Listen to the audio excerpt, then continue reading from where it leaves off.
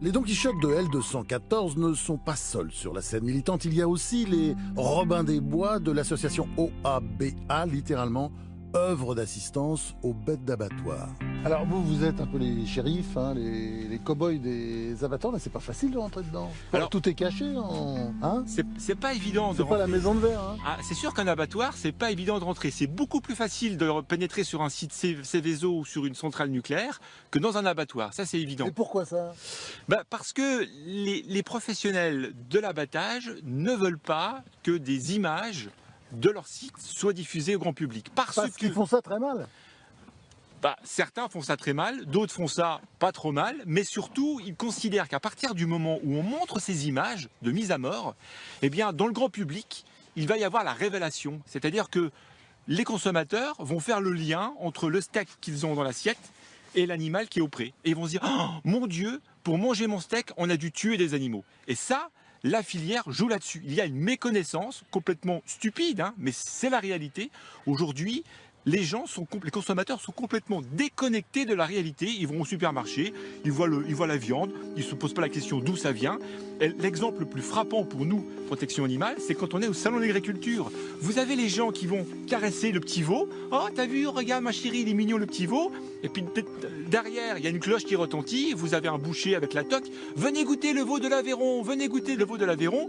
Les parents avec les gosses se retournent, font 4 mètres et vont manger le veau de l'Aveyron qu'ils viennent de caresser 30 secondes avant. Et il n'y a aucun lien qui est fait. Et c'est cette filière, viande, pour que les gens continuent à manger sans trop se poser de questions, eh bien, ne veut surtout pas que fuitent des images d'abattage d'animaux. Tout est fait pour nous faire oublier que le steak rouge fraise sous cellophane dans le frigo, avant, c'était de la vie, des émotions.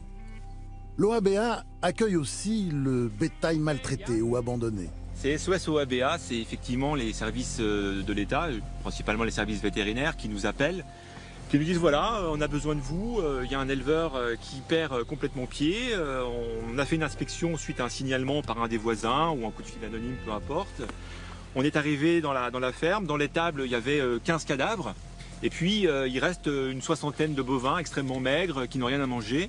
Le type n'a pas de fourrage, ça fait des années qu'il ne fait plus ses prophylaxies, il n'y a plus de véto qui vient. Donc on a besoin de vous, il faut retirer en urgence les 60 bovins survivants. Donc là il y a toute une chaîne qui se met en place, donc il faut déjà que je trouve un transporteur qui puisse se rendre disponible rapidement. Il faut que je trouve une ferme d'accueil. Bon, généralement j'appelle Patrick, est-ce que tu as de la place pour 60 bovins? Et ensuite les animaux récupérés arrivent dans la ferme d'accueil, ici ou ailleurs, on en a une quinzaine sur l'ensemble du territoire national. Et puis commence le long travail de l'éleveur, le vrai, qui consiste à remettre les animaux en ordre. Bonjour comptoir. Bonjour comptoir. Viens comptoir, viens. Viens mon cheval, viens. T'es beau, toi, t'es beau.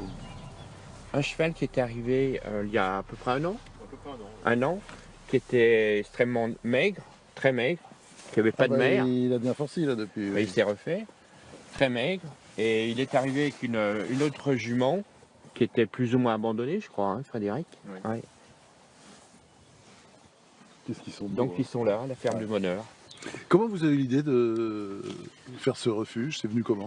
L'idée est venue parce que j'ai un ami qui s'appelle Max. Et un jour il m'a dit, voilà, je dois faire une opération d'enlèvement d'animaux en maltraitance. Et il m'a expliqué. Et qu'est-ce qu'on va faire de ces animaux? J'ai dit, peut-être que j'ai de la place, amène-moi, on va commencer comme ça. L'étable était effondrée sur les animaux, qui étaient dans 1 mètre de boue, de fumier. Ils n'avaient pas à manger. Les animaux sont arrivés chez moi et très rapidement, ils se sont rapprochés de moi, parce qu'ils avaient besoin qu'on s'occupe d'eux. Et quand vous voyez les élevages autour de vous, ce que vous voyez, ce qui se fait dans la viande, vous pensez quand même qu'il y a une dégradation ou pas? Je vous dirais qu'en tant qu'éleveur, je suis obligé de me mettre des œillères pour voir tout ce qui se passe autour. Ouais. On a industrialisé cette forme d'abattoir et de production et de commercialisation. Ça veut dire que l'éleveur n'est plus maître de son produit. L'OABA milite en particulier pour l'insensibilisation de l'animal au moment de sa mise à mort. À l'époque, il y a 54 ans, il n'y avait pas d'étourdissement. C'était le matador, mais les veaux, les cochons, les chèvres, les caprins n'étaient pas étourdis. Donc c'est l'association que j'ai l'honneur de présider qui a introduit ces méthodes d'étourdissement, avec, comme on le sait, l'exception de l'abattage rituel. Dans la loi française, l'étourdissement est obligatoire depuis 1964. Il assure à la bête une perte de conscience rapide avant la saignée. L'abattage rituel, juif ou musulman, est autorisé par dérogation, dans le cadre de la liberté de culte. Il consiste en une saignée à vif quand l'animal est en possession de toutes ses facultés. La proportion cachère et halal de ces bêtes abattues sans étourdissement est impossible à obtenir auprès des pouvoirs publics. Certaines associations de protection animale estiment que moins d'un dixième de cette viande est issue du rituel juif et que tout le reste provient du rituel islamique. Pour le halal, de nombreux musulmans acceptent la méthode plus humaine de l'étourdissement avant la saignée, comme dans la plupart des pays européens. Mais en France, certaines associations jusqu'au-boutistes ne sont pas d'accord. La Sitcom, par exemple, assure que l'étourdissement est incompatible avec les préceptes du Coran. Enchanté.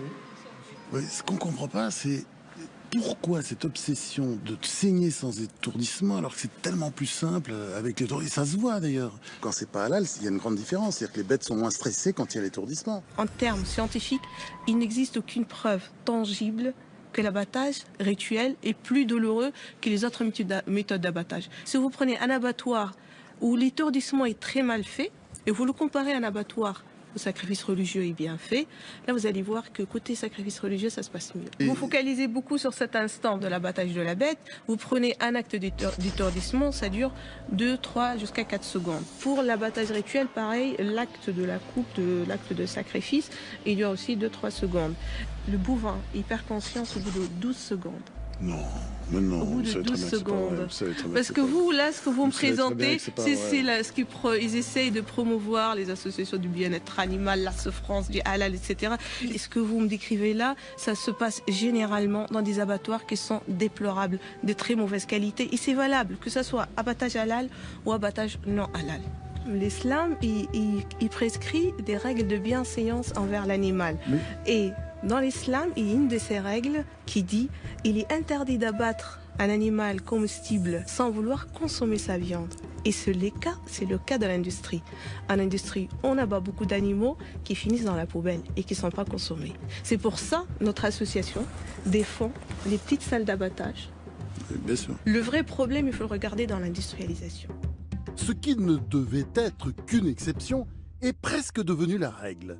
Selon un rapport confidentiel du ministère de l'Agriculture datant de 2011, 51% des animaux sont abattus sans étourdissement en France. Pourquoi nos abattoirs ont-ils pris le chemin du rituel et en fait du halal? L'argent, pardi. Avec cette technique, l'industrie de la viande économise un poste de travail, celui d'abatteur. Elle peut aussi produire de la même façon pour tout le monde, quelle que soit la demande, religieuse ou non. Avec cette méthode, l'agonie d'un veau peut durer des minutes et des minutes, longs comme des siècles.